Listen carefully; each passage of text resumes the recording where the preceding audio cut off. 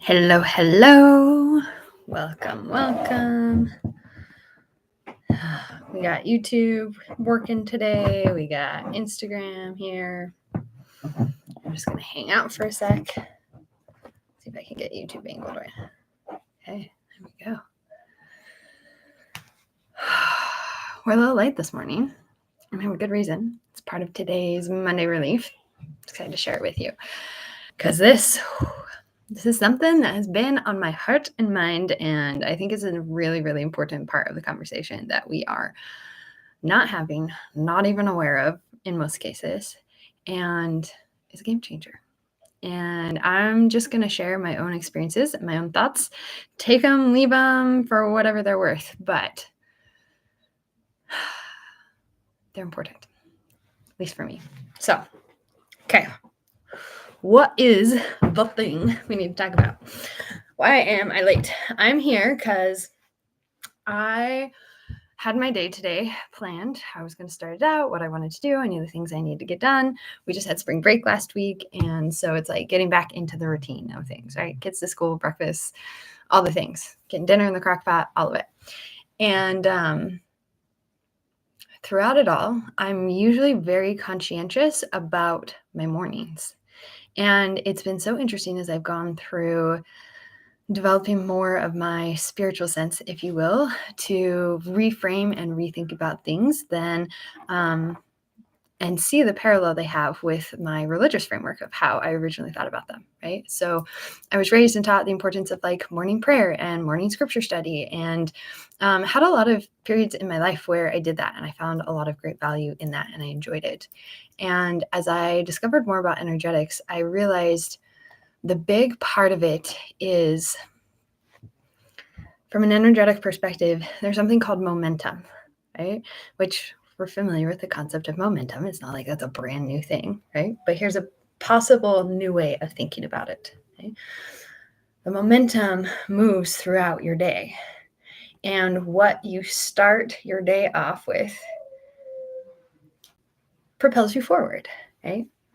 Again, not groundbreaking. Anyone who's kind of experienced a day could tell you that, right? Yeah, if I, kind of get off, we even have the phrase, getting off on the wrong side of the bed, right? Did you wake up on the wrong side of the bed, right?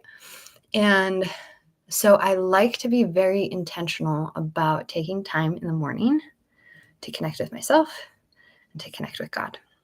And I haven't been doing it lately. And I notice when I don't do that, I'm having to compensate. Right?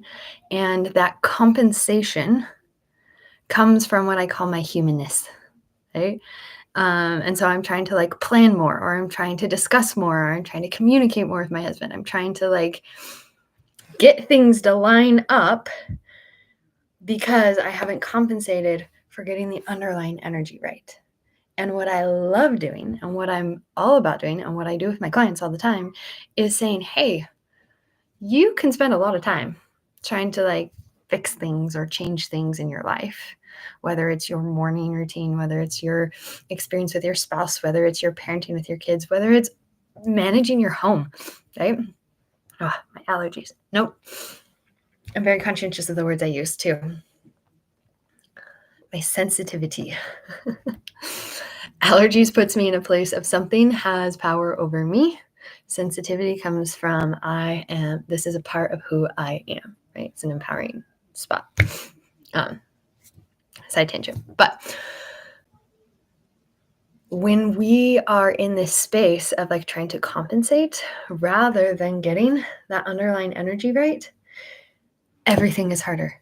So much more has to happen, right? We have to do way more work and effort. Okay? But when you get that energy right, it's like a current. It's like a river that just carries you, and you put your boat in the river and it's like, whoosh, there we go, right? But what I've been doing is it's like, I'm like, yeah, I don't have time to put my boat in the river, so I'm just going to hoist it on my back and I'm going to walk down the side, right? And it's like, why? Why don't you pause for a minute, get your boat in the river, and then get back to everything you have to get done today? And so that's what I did. I decided okay, I got to get my boat in the river. And so it was 10 o'clock and I had the choice, get on and do my live when I said I was going to do it, when I like to do it, when it's scheduled to do. All those things are important to me. Okay? And I'd been stewing all morning because I was like, what am I going to talk about? What am I going to share? What am I going to discuss this week? And I was frustrated because I'd had thoughts and insights and things that I had planned beforehand, and they just felt like it wasn't lining up. The words weren't coming, the thoughts weren't clear. And it felt like there was just this bleh. And so I decided I could go and I could do this live and it'd be fine, right? My humanness is fairly skilled. I have basic speaking abilities. I have general levels of intelligence and thoughts and things. I could put together a message that would be meaningful and coherent and enough, right? Or I could pause. I could go and what I call get myself in alignment, get that connection in place. When you feel that connection, right? Like, it's so interesting because I feel like I had experiences with it when I was in my religious, sorry, that makes it sound like I'm not in my religious framework anymore, which means something very different than what I mean. What I mean by that is when I only had the perspective of faith and religion to understand what was going on, it was like my experience was also sort of limited to how I could describe it in those terms. As I've learned new perspectives and new understandings, and particularly energetics around describing what's going on, what's happening, how to work with it, it has like taken what was really big and already there, but I'm just able to see and experience more of it. I don't even feel like it was, oh, my faith was only this big or my church experience was only this big. And because I had this other thing, look how much more expansive it became. No, it was there the whole time. My ability to experience it, to understand it, to comprehend it, though, that was smaller, right? I changed. The church, the truth, the light, the teaching, whatever in my perspective has always been there, right?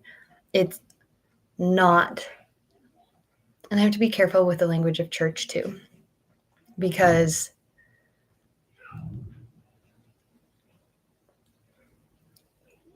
okay, I'm going to bring in an energetic structure here to help us.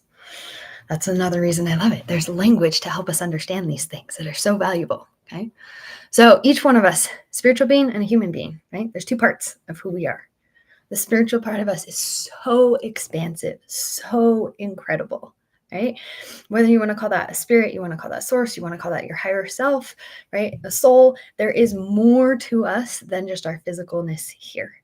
And we take that spiritual part of us and we got on earth here, we got a physical body, right? Came to earth to get a body.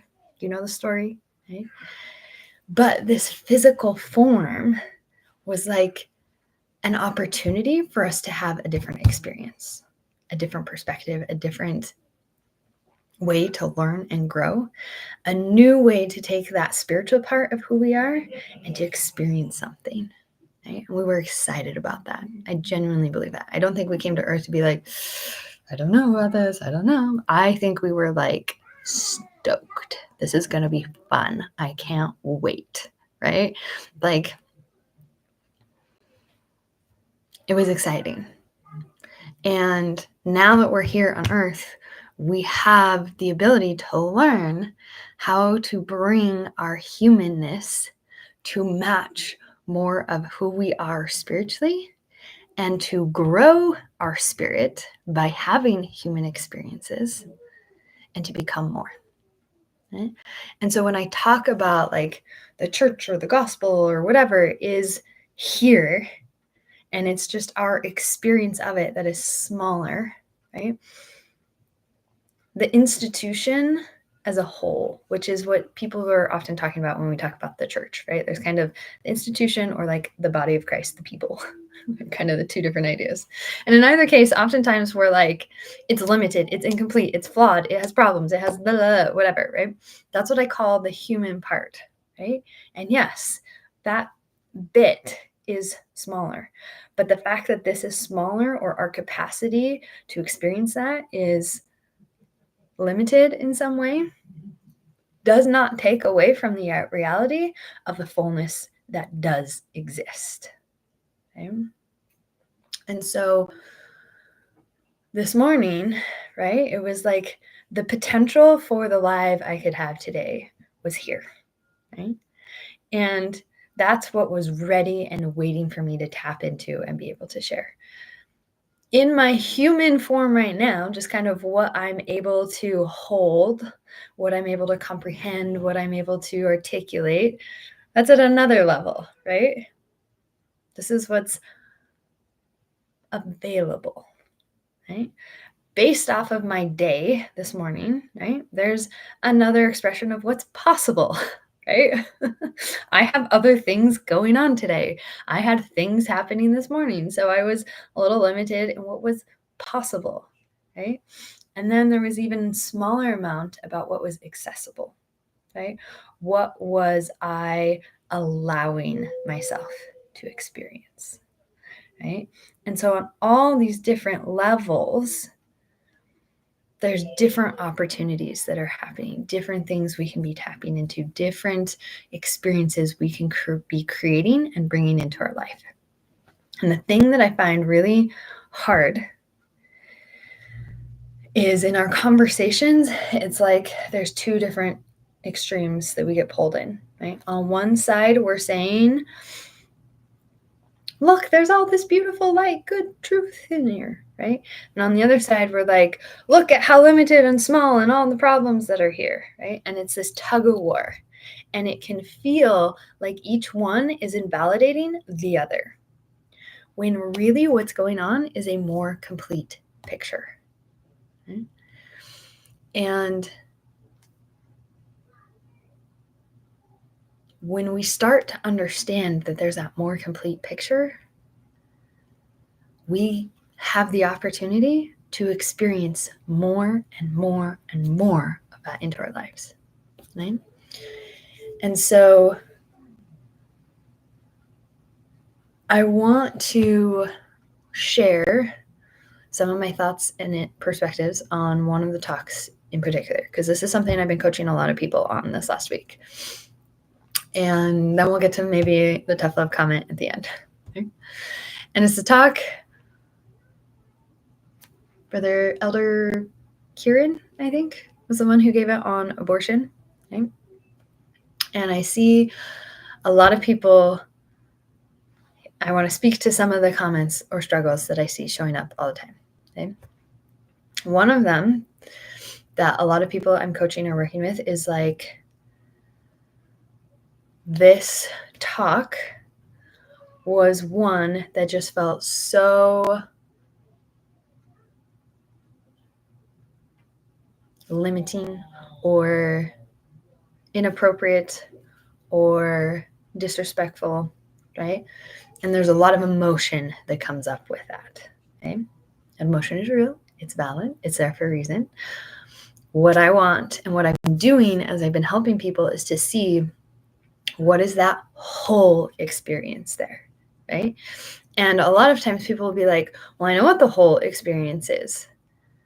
But the way they're talking about it, the way they're looking at it is not actually talking about the wholeness. It's talking about the absence, right? So I saw lots of posts, lots of comments, lots of conversations around people saying, this is what was wrong with the talk. This is the problem with the talk. This is what should have been said, what wasn't said, right? And that's focusing on the absence of the whole, right? That's actually not talking about wholeness, right? And I saw a lot of other people who were talking about, this is what was great about the talk. This is what was good about the talk. I'm so glad this happened, right? And this is what was said, and this is why you should care about it, and this is why it was important. And that's where we get into this like pulling on either side, right? And that's where it feels confrontational. And that's the key. When you are actually operating in a space of what I call alignment or wholeness, you don't feel anger, resentment, right? Those negative emotions are important. I don't want to dismiss them, Right? I don't want that to be the message that you're hearing. The purpose of those emotions, though, is to let us know where we are in relation to the wholeness that is available. Right? And it's tricky because there's like an individual experience that's going on here, and then there's like a collective experience. So you have to be clear about which level are you looking at, because sometimes we superimpose them other ways, right? We say, well, this is what's going on the collective level, and we make that our experience individually. Or we look at our individual experience and we project that onto collective experience, right? They have a relationship with each other and a synergy between each other. And energetics provides these like frameworks and constructs to help us sort of sort these layers out and to have a better framework for understanding what's going on and how to navigate them, right? So one example that I heard all the time was people were saying, okay, he's just talking about how saintly this woman was, that she's willing to raise this child of this man who had sex with, he was married to a woman, had sex with another woman, got her pregnant, had a child, and the wife said, I will raise this child that is not biologically my own, but is a blood relative of my husband, right, as my own, right? And people are saying like, oh, they're only going to talk about how saintly that is and how wonderful that is. They're not going to be talking about the responsibility of the husband, right? Like he was responsible for that choice and for that decision, right? And that's not being vocalized. It's not being expressed, right? And that's where I say, yes, it's not. You're right. And so those emotions, those negative emotions that are coming up for a lot of people, that's what I call contrast. It's giving us information. It's saying, hey, there's something here that needs to be a part of the conversation that's not, right?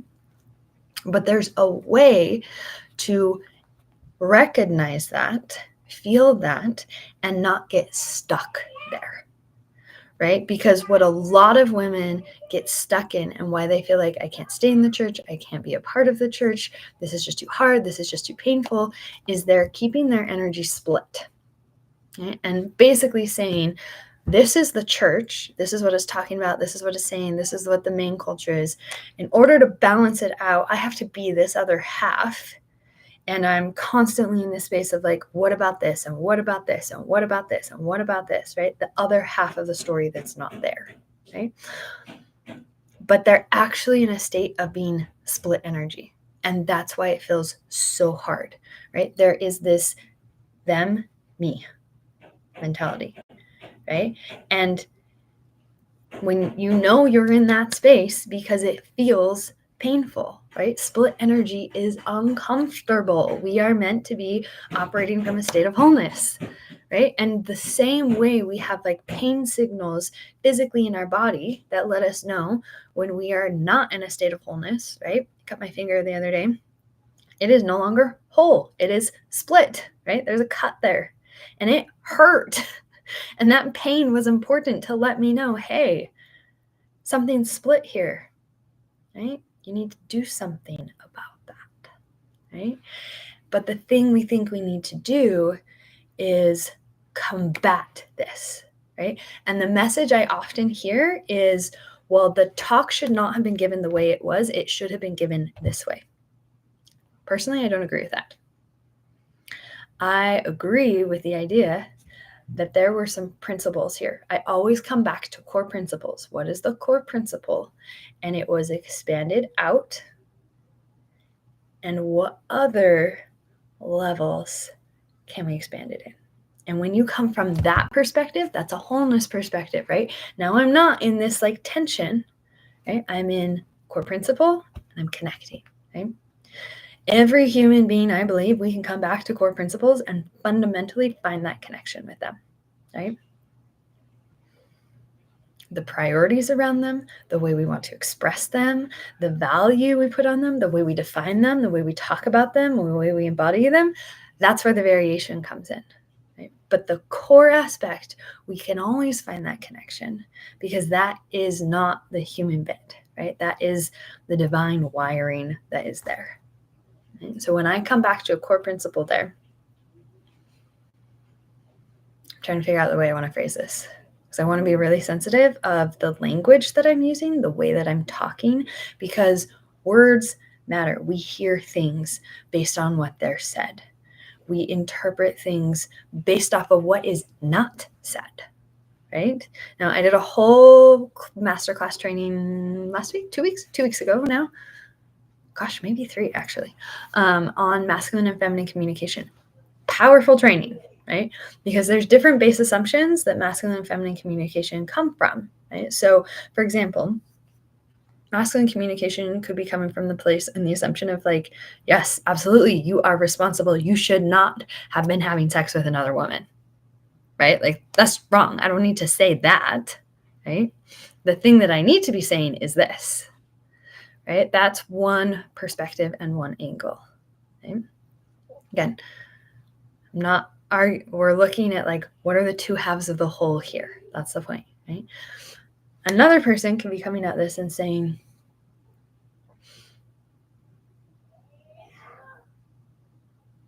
you're always talking about this. You're never talking about this. And because you're not articulating this, it makes it sound like all the responsibility is here, right? So you're always talking about like the woman, right? In this example, that was the focus. The story at the beginning of a young woman who got pregnant and like her ward was taking care of her. Then there was the story of like the saintly wife who takes in this other child, right? The focus is on the women, right? And so there's another perspective that is operating under this assumption of like, you're always talking about the role of the women. And as a result, it makes it sound like there's no responsibility on the man. You need to be having the other part of the conversation here. Okay? So what does a wholeness around this perspective look like? How do we find that common principle and then see the expanded layers of it, right? And this is where I actually feel like this talk in general did a better job at getting closer to that wholeness perspective and a better way of articulating it and describing it. And one of the things I'm always doing is I am teaching my clients how to have progress mindsets, not just growth mindsets. And I'm going to share that with you here for a sec because I think it's going to be a helpful idea. And that is, we don't get from A to B in one step. Right? We get there by this little thing and this little thing and this little thing and this little thing and this little thing and this little thing. Right? In fact, a couple of weeks ago, I was teaching a home organizing class and I was talking about when you're building new habits, right? There are lots of different things you can do. Right? You can have the planners and the schedule and the routine and the different method for organizing stuff. And there's tips and tricks and we do habit tacking and all these strategies to help you. Okay? But at the end of the day, none of that matters. You still have to practice learning how to do it and actually implementing it. And the first step in learning how to do something where you're actually responsible for it, right? And you're not dependent or not conditional on the circumstances or things around you, which is what I'm always doing. Some people don't like my organizing programs because I don't just come out and say, here's the one system and the one thing you need to do, and it will fix your house for you. What I do is I say, hey, your life is always going to be changing. Your home is always going to be changing. You need to develop some basic skills and understanding so that no matter what's going on in your life, no matter what's going on in your home, you know how to adjust it and manage it and move with it. Right? I could teach you a system that works here, but then you become dependent on that system. And if for whatever reason, you get sick or you go on vacation or things just get busy and you don't keep up with that system, all of a sudden everything falls apart. Right? And that's where this sense of like, I'm dependent on the system. I feel like I'm always failing. I can't manage this. I'm falling backwards. Right? And this like what's it called? Defecate? No, I don't know. I can't think of words right now, but you're looking badly at yourself, right? And feeling the sense of like, I can never keep up, right? Because you have defined things in terms of this external system out there, right? I teach people how to have that internal, unconditional experience. And it requires you building up some muscle, right? And then you still use the system, right? It's not that this principle doesn't apply because you're capable of doing something. It's that I get to use this tool more efficiently because I know and understand it well, right? And so I was telling them, okay, you're going to start practicing this smaller thing, and here's what I want you to do. But before you ever remember to do it, the first step is remembering that you forgot, right? And so it's progress when you go, oh, yeah, I was going to do that. I forgot. Oh, yeah, I was going to do that. I forgot. Right. So let's say it's like I typically do like a nightstand challenge, and it's like, or resetting your home. That's what we were working on. You're going to reset your space every night. That's a big task if you've never done that before. It takes a lot mentally, emotionally, even physically, right? So we build up to that and we break it down into smaller steps and things you're going to practice. But before we even get to the smaller steps is the thought process, the thinking about it, right? And so that's why I said the first thing you're going to do is start paying attention at night when you forgot to reset it. And if you remembered that you forgot, bingo, you're on track. I remembered to forget. I remembered that I forgot. I remembered that I forgot. I remembered that I forgot. Suddenly turns into, oh yeah, I want to do that thing. Oh yeah, I want to do that thing. And now instead of forgetting or remembering that you forgot, you're remembering that you want to do it. And now that you're remembering that you want to do it, then it becomes easier to just start saying, oh yeah, I'm going to do that. I'm going to do that. Now you're thinking about doing that thing. Right? So we go from remembering that I forgot to remembering that I want to do this to talking and thinking about when I'm going to do that. That's how you build up that momentum and get the pathway going. But all of that feels invisible. We don't give ourselves credit for it. We don't recognize that as part of the process. We only view the physical, tangible, did you start doing it, as when the process is changing. When there is so much that happens intangibly before you ever get to the tangible stuff happening. So if tangible results are actually showing up in your life or in a system, it means lots of good progress has already happened, right? And that, what we were just describing, was just the mental component. We weren't even talking about the energetic component, right? Do you ever wonder why there are cycles of like 7 years or 10 years or sometimes 20 years for like big change to happen? Where it looks like nothing's happening, nothing's happening, nothing's happening, nothing's happening, nothing's happening, nothing's happening, nothing's happening, nothing's happening, nothing's happening, nothing's happening, nothing's happening. And then all of a sudden, stuff is like kind of starting to happen a little bit more. And all of a sudden, things are entirely different.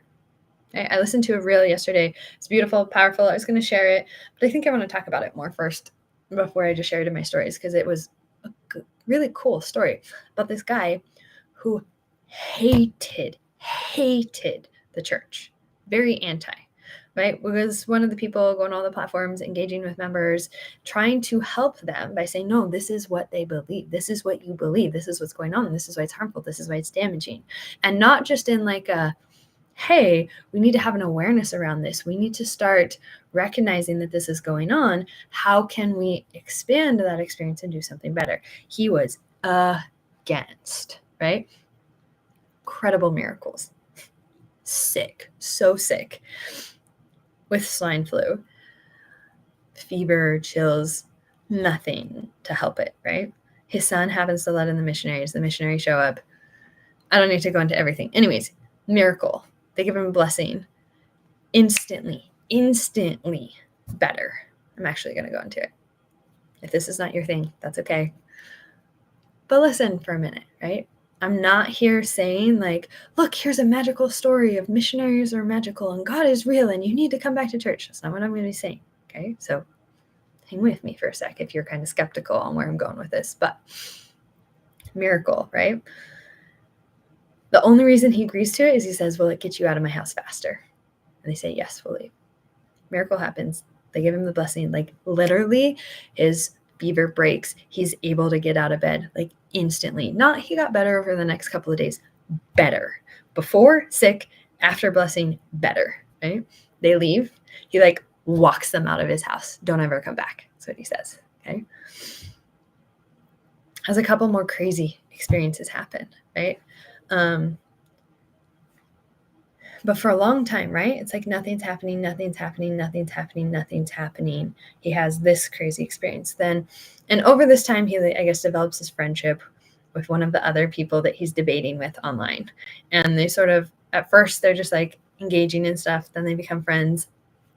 And the one guy was like, "You're going to come back to church one day." He's like, "I'm never, ever coming back. We can be friends. We can like connect, whatever, but I'm never coming back." Like that was the space he was in. He calls up this friend and says, "Hey, my wife is getting a new job. And I'm trying to remember, like, pray that she'll get the position or something." He's asking that of his friend.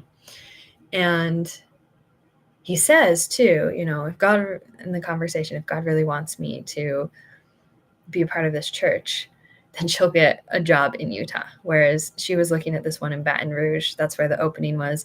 And he's sitting there going, "It's a safe bet. There's no openings in Utah. It's not going to happen." The next day, the person in Utah retires. The paperwork goes through. His wife instantly gets hired for the position in Utah. He calls up his friend and is like, "You're never going to believe what happened." He's like, "I was just joking." And his friend was like, "God was not." Right? Now, he eventually comes back to church, but the piece that's what everyone focuses on, right? Right before that is one of the pieces that I think is important.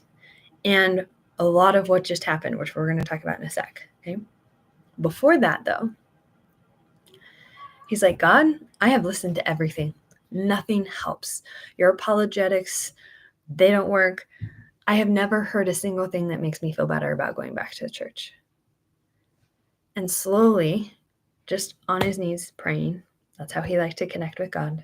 He started connecting with God, and God brought things to his mind that spoke peace to all of the different struggles that he was having. And he found over time, his testimony came back. Okay? Now, people are going to talk about the fact that he came back to church. They're going to talk about how this story was used in Elder Uchtdorf's General Conference talk, which is kind of cool in that there is a thing of like the missionary heard that talk, didn't realize it was talking about him until later when he sees the guy talking with somebody else, and they like reconnect and realize like what was going on and happened because of the conference talk. Right? Now, this conference talk the only way that connection could have happened? The only way that's going to occur? No.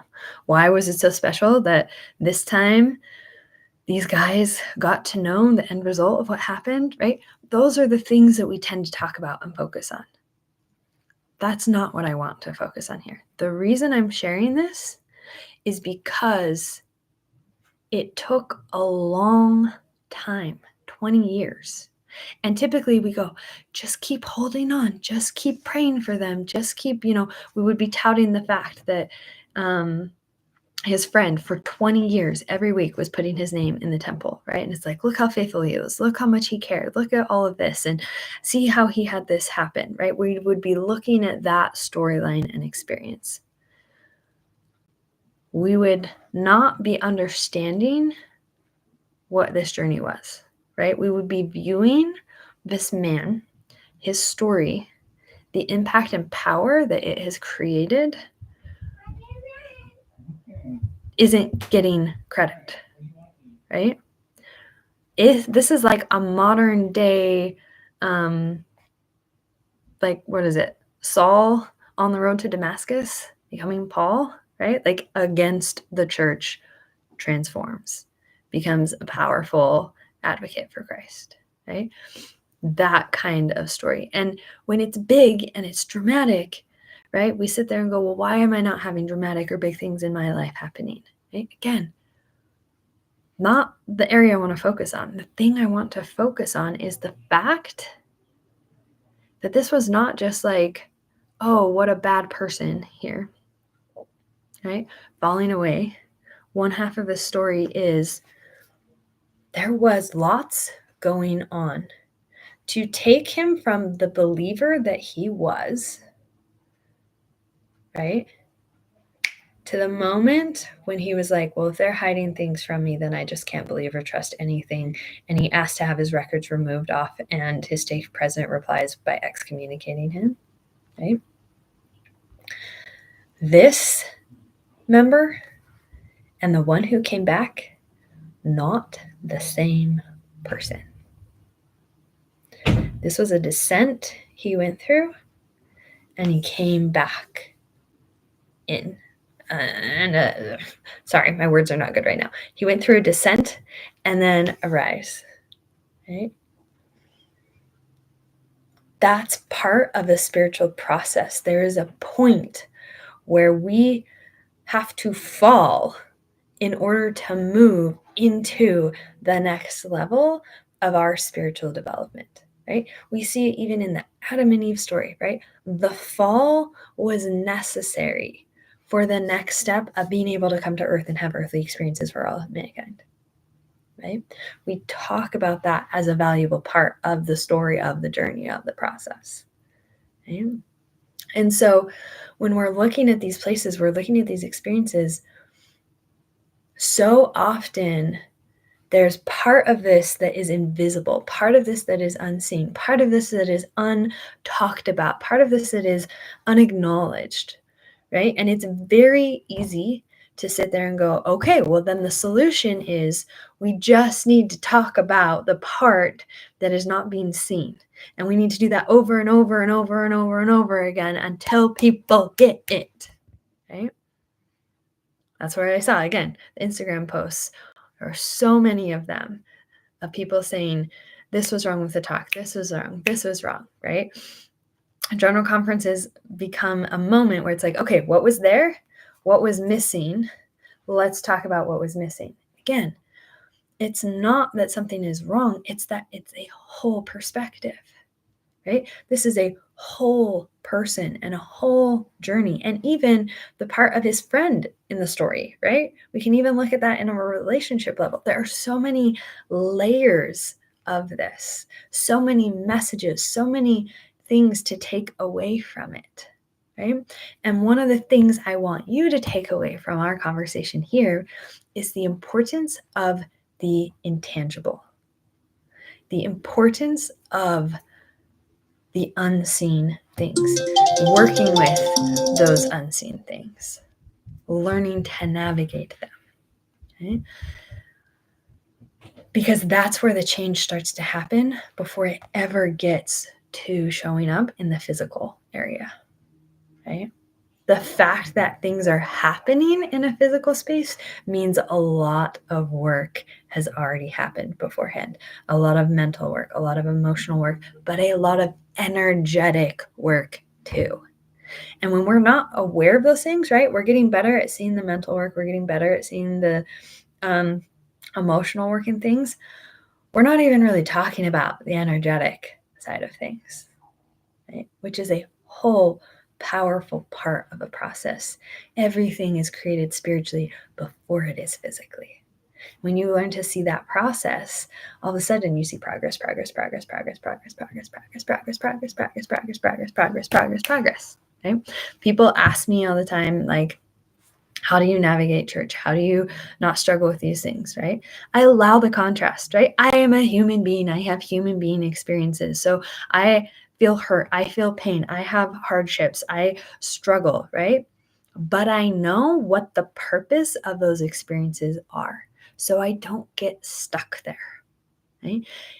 We're used to our human experiences and like the pain and the anguish and the hardship being the majority.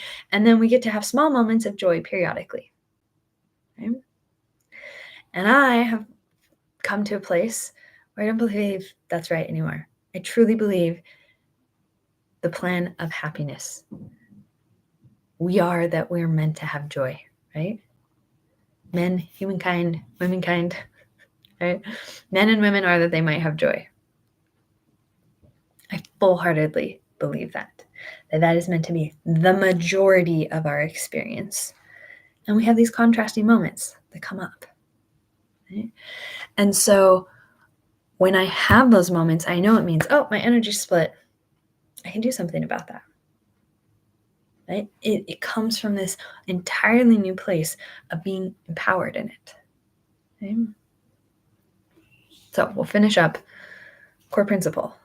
Right? I'm going to use this talk as an example, and we're going to move on to another piece. So I don't want to leave you hanging on this.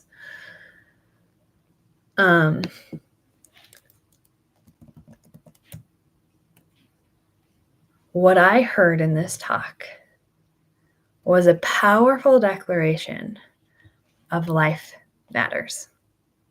And I think that's something, again, it's supercharged to say this because we're used to thinking life matters is one of these positions, right? Not that it's a wholeness place. Okay? But I want you to just kind of relax with me for a second and try and find that wholeness perspective of like, oh yeah, right? Like life is good, right? There is value and purpose and meaning in that, right? And don't add any more connotation than that, right? That in and of itself, that's a practice, right? You have to train your brain to learn to kind of step out of this tension, perspective, and model and try and find what is that whole piece, right? Now, from that wholeness perspective, which I do feel like he was trying to articulate very directly and very straightly, is to say, this piece here, this is the thread that I'm talking about. And then we're going to expand around that, right? And expanding the conversation around that, to me, he started out doing this really well and really beautiful. And this is where I say, okay, what was missing, right? A lot of people were like, this should be a woman who is giving this talk. It's inappropriate for a man to be talking about this. And I want to challenge that. There is a role here for a man to give this talk. And the way he started it, that I feel like was absolutely important, which was if a woman feels like her only option is to get an abortion because she does not have the support or resources or ability to navigate this pregnancy and bring this child into this world, we have failed her. Right? And he gave an example of what a ward, of what a community is supposed to do. They're supposed to come around and to make sure that that life and that sacred vessel, I can't use that word because it makes it sound like I'm objectifying a woman, right? That the power, how do I articulate this? It's so tricky having these conversations because we have so many connotations, right? These words and ideas we've assigned into these perspectives so much that when you're trying to say, here's a new perspective, here's a wholeness angle on this, it's like you need new language that doesn't have that association with it, right? Which is another reason why I love energetics and it's so powerful, is because it's new, right? It has a new way of describing these things. So we're not attached to the association. We don't have that resistance, which allows us to be able to find that sense of wholeness and connection more, right?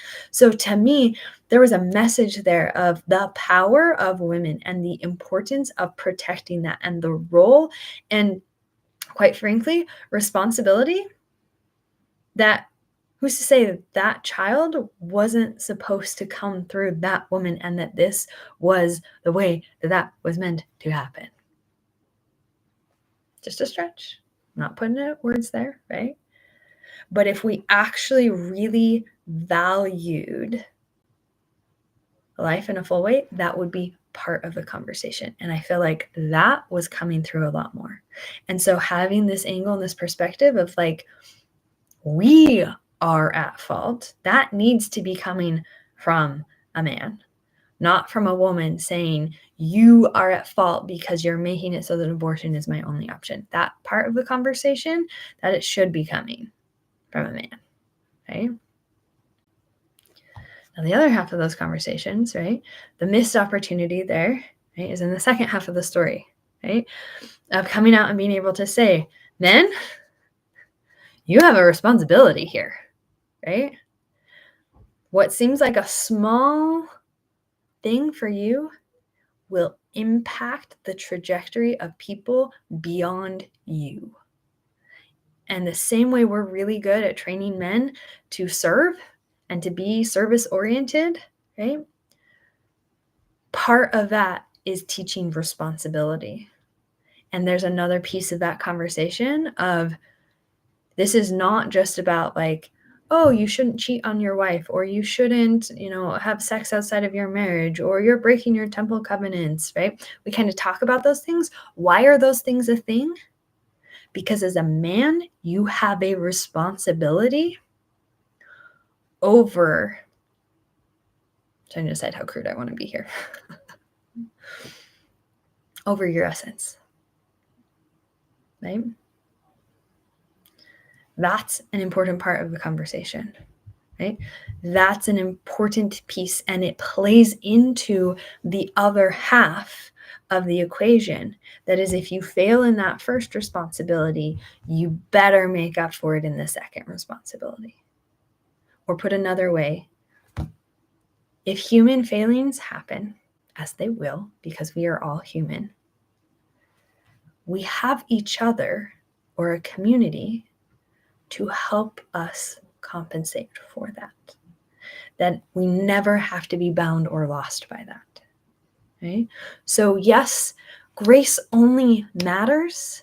Repentance, the atonement, only matters if we can acknowledge where that failing of responsibility came from. Right?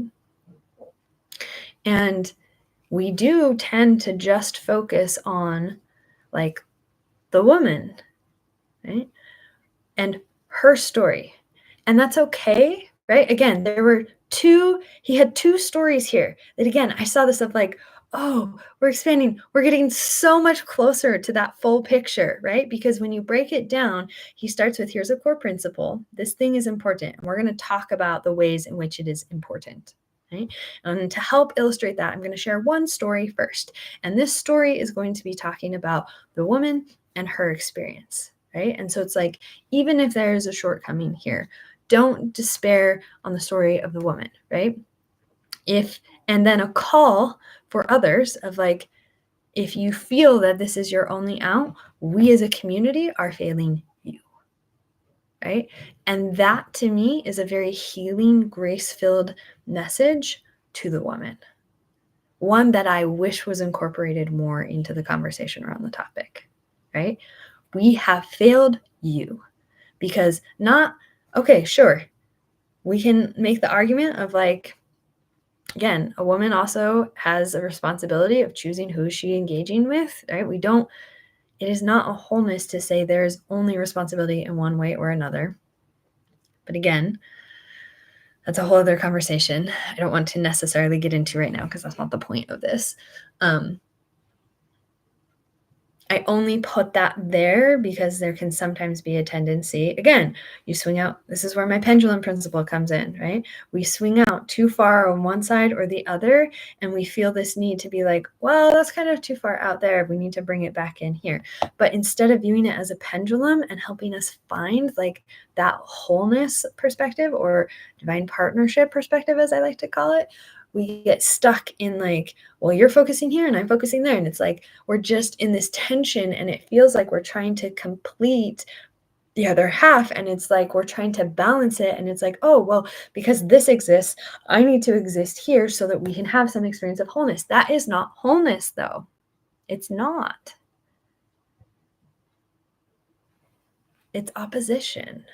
And opposition serves a purpose.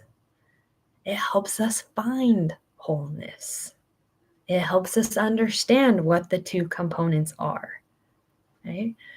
But we have to learn how to talk in a way of wholeness, which means we can't just be saying one side of it or the other side of it. We have to be speaking about both, right? So he has this talk. He's coming in. Here's one experience. Here's one perspective. Then he goes on, and again, everything's kind of... we'll go on. I can get too in depth. I won't go there. I have lots of energetic things that I want to throw in, and I'm trying to keep us on track here and be aware of time. But on the other side here, right? So now we have a story of like a man in the experience where the man is a central one, right? In the previous one, we had a woman in the central message, and the message there was, we are failing you. I felt that was one perspective you could take on it. That was my perspective on the message. And I appreciated that. And I felt that was valuable and that was meaningful. On the other side over here, though, right, we missed the valuable message that could be stronger here to the man. We instead, again, focused on the woman, right? And this is where I haven't quite thought this through. I'm just noticing energetic patterns as I'm talking to you, and there's lots of layers. You're getting this real time. I didn't plan this out beforehand. It was just, here's what I wanted to talk about today. So bear with that in mind. But that's where I feel like it would be a powerful message from a woman, right? Even looking at energetic dynamics and even looking at my own experience, I have never felt more loved and cared for and appreciated than when my husband is willing to pull out. It shows me he is disciplined. It shows me he is respectful. It shows me he is responsible. It shows me he cares about me. It shows me that he understands the ramifications of that. And he's not putting all of the responsibility on me to not only conceive the child, bear the child, birth the child, potentially raise the child, care for the child, right? That's where it's like there's this overburden that can happen on women. He is showing, I'm acknowledging my role and responsibility in this. I'm meeting you with here. I am taking ownership for that, right? Before it even gets to that place. And then when I am in those stages of being pregnant and giving birth, you better believe his job is to show up to make sure I'm comfortable, I'm cared for. He's an active part. We had this in our last experience where it was so great to have worked up to a place in our relationship, in our understanding, where the woman was not giving birth. We were giving birth. Right? That's the place we're getting to. Right? And so even from an energetic perspective, there's a difference, though, of a woman giving this talk and shaming the man. Right? I can see that happen as the counterpart to many talks we have had of men shaming women. Right? Again, wholeness in our language here. I'm practicing it too. But what would be powerful is a woman inviting men to acknowledge you have not just a responsibility here. I'm not just speaking to a man, right? A man calling a man there. Yes, that would be great, right? In this talk, having that language there would be beautiful, wonderful. And sometimes you need that man-to-man communication, right?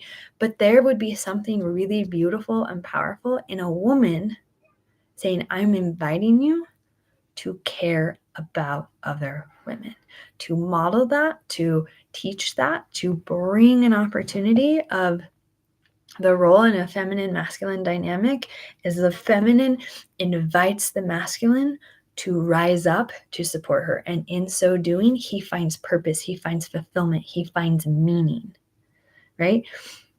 That is a beautiful thing. So we are saying there gets to be grace for everyone based off of understanding of core responsibilities we both have and the ways in which we are going to support and come together, right? That's just like ideal talk over here.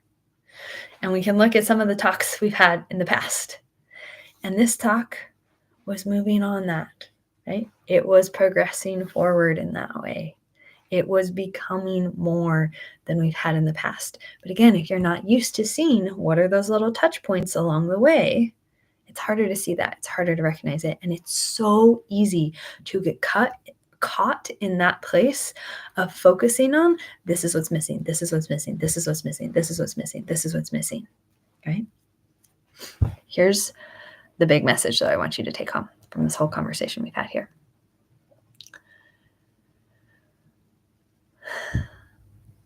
There are those of you out there who are passionate about wanting to help facilitate change. Change in your own life, change in your relationships, change in society, change in the church, right? You see the possibility for more. You see the possibility for things to be better, to be greater, right? You look and you see, well, actually, but what we tend to fall into is we see the problems. We see the hurt, we see the pain, we feel it and we experience it and we recognize it and we empathize with it. And we want it to go away. We want to end suffering. We want to end injustice. There are those who want to end division, insecurity, inequality, right? Pick a word. Right? We want to end those places where we have split energy. That's how I'd sum it up. But we're focused. Our humanness gets stuck on the problems and has a harder time moving into seeing the positive, seeing the potential, seeing what we want instead. Right? Now, I know there's some of you who are like, Emily, that's not my problem. That's not my problem. I see it. I know it. I've experienced it. The thing that hurts me is knowing this exists and then seeing this here and they don't match. And I go, yeah, you're right. That does hurt. Right? That's causing a split in it. Right? And so the trouble then becomes, well, how am I supposed to exist in a world, in a community, in a relationship, in a marriage where this is still going on, when that is possible? And most will say, I can't. It's intolerable. And that's where I say,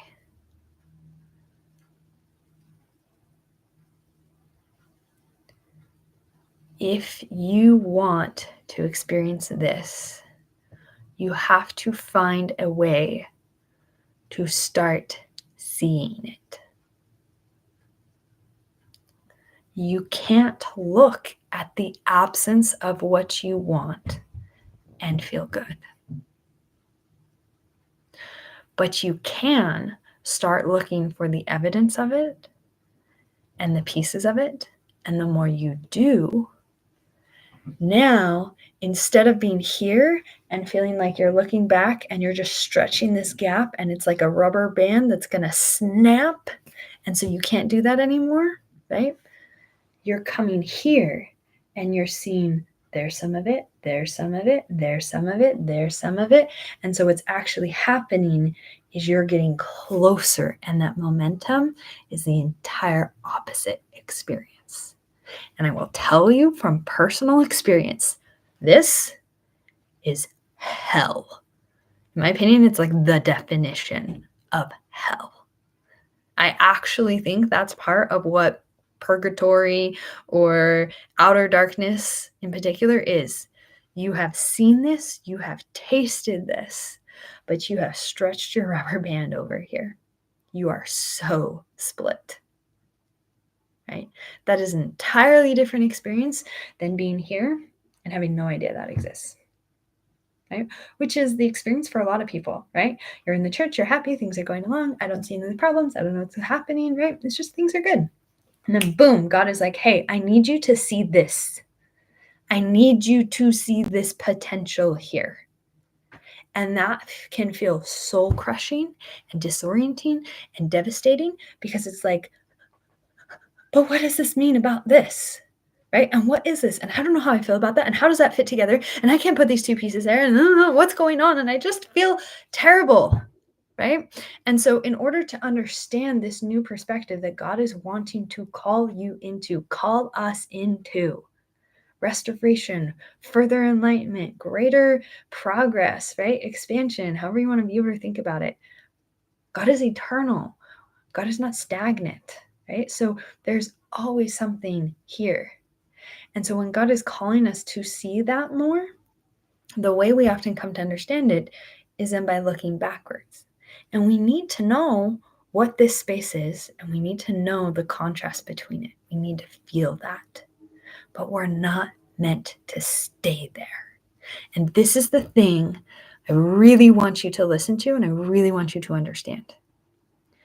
If God called you to see this, you have been called to move towards it. That is how actual change occurs. You don't see this and attack that. You don't see the potential, the possibility, the goodness, the better way of operating and go, this is wrong, this is wrong, this is wrong, change that, fix this isn't right. That will tear you apart. It will just build that rubber band extension. But when you can come here and you can be, yes, this thing and this, right? I'm here. I see the possibility and the potential, and I'm going to learn how to move towards it. And when there's enough of us going through that experience, guys, we will not believe what change becomes possible, what will happen. I can say that with confidence because I've experienced it in my own life. I know the difference of what has happened in my life here. And man, I'm going to toot my own horn for a second. I have done some pretty incredible things from this space where it's that rubber band tension. My humanness is strong. That Mormon pioneer resilience is there. Okay? But that Mormon pioneer resilience was really divine potential. And what I'm learning now is how to connect with more of that divine potential, how to call that into being, how to begin to experience it and create it in my life. And it is a game changer. I regularly have people ask me, how are you doing everything that you're doing? And I say, I stopped playing this game. I'm not doing it. I'm here for this one. Because it's like a magnet, right? I get pulled there. I'm in the stream. I'm in the current, right? In this one, I'm going opposite, right? I'm paddling my boat upstream and I'm like, we're gonna get there. We're gonna get there. We just need enough boats and enough people oaring and we can get everybody up to the place we want to go. And it's like, or you could turn your boat around, get it in the stream, follow the current, and know that it was going to take you there anyways. The thing that changes how difficult, how painful, and how long these things take is not human frailty or problems or people not getting things or just having to wait for people to die. There's a little bit of stuff in there, but that's advanced energetics. Because the truth is, it doesn't matter what rocks are in the river. You have enough of a current, the water will go around it, or heck, over it. So whatever you think is a block in your life right now, might be in your personal one, might be in your marriage, might be in the church as a whole, right? Whatever your passion or focus is right now, there is something you feel like is a roadblock you cannot shift, you cannot break, and you're just slamming up against it. And you are so tired of it, or you're so afraid of slamming into it, you're back there paddling upstream as fast as you can go, right? Some of you have even gone as far as to try building dams to block the flow of the water so that you don't have to run the risk of it slamming you into that rock. I'm here to tell you, let the water flow. Learn how to roll with the current and guide it, and you're going to have the best freaking experience of your life. More so than you could ever imagine. River trips are fun. But it's terrifying when you've never been in the water before and you don't know how to paddle and maybe you don't know how to swim, right? There's some skills that it's good to have. I love helping you get those skills and navigate it, practice with it. I'll teach you how to swim. I'll give you a life jacket. I'll teach you how to paddle, right? You're gonna love the water. And it's got so many amazing places that divine spring is wanting to take you personally, individually, for everything that is important to you or that matters in your own life, in your relationships, in your parenting, in your marriage, and in our broader community as a whole. If you want to learn more, let me know. My brand new program is getting revamped, where I teach you all of these fundamentals. We're starting in May.